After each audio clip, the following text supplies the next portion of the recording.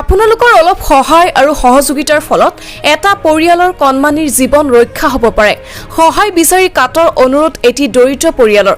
চাপৰ থানাৰ অন্তৰ্গত তৎপাৰা গাঁৱৰ আব্দুল মজিদৰ পুত্ৰ সাহিল আলী নামৰ 8 বছৰ বয়সৰ কণমানি শিশু প্ৰায় 3-4 বছৰ ধৰি জটিল ৰোগত আক্ৰান্ত হৈ আছে। আৰ্থিক অনাটনৰ বাবে পৰিয়ালটোৱে কণমানি শিশুৰ চিকিৎসা কৰিব পৰা নাই।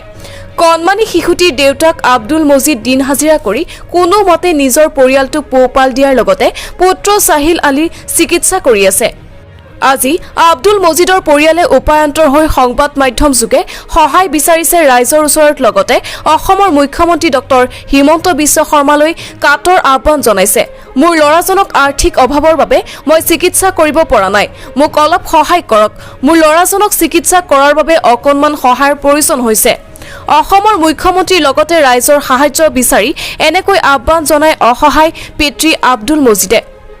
কোনো সদাশয় ব্যক্তিয়ে যদি চিকিৎসাৰ বাবে সহায় কৰিব বিচাৰে তেন্তে এই নম্বৰত যোগাযোগ কৰিব।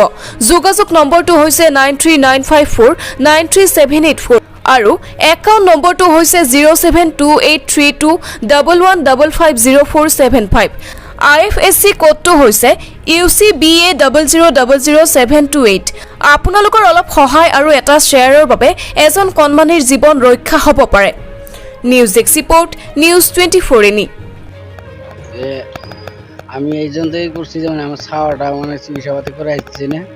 ছাওয়াটা কারণ 6 বছর ভালোই আসছিল, 4 বছর থেকে মানে এই অবস্থা মানে একবার বানা হন।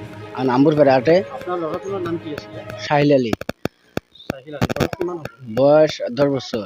আমি বললাম ধরুন যে আমার ছাওয়াটা চিকিৎসা করা লাগে, তার জন্য তুমি তার কাছে হাত বাড়াছো, সাহায্য করবো। বৰ্তমান আপোনাৰ ল'ৰাজন খোজ কাঢ়িব পাৰে জানো? না নাই পাৰে নাই, হাম্বুৰ পাৰে, হাম্বুৰ পাৰে। বয়স 10 বছৰ।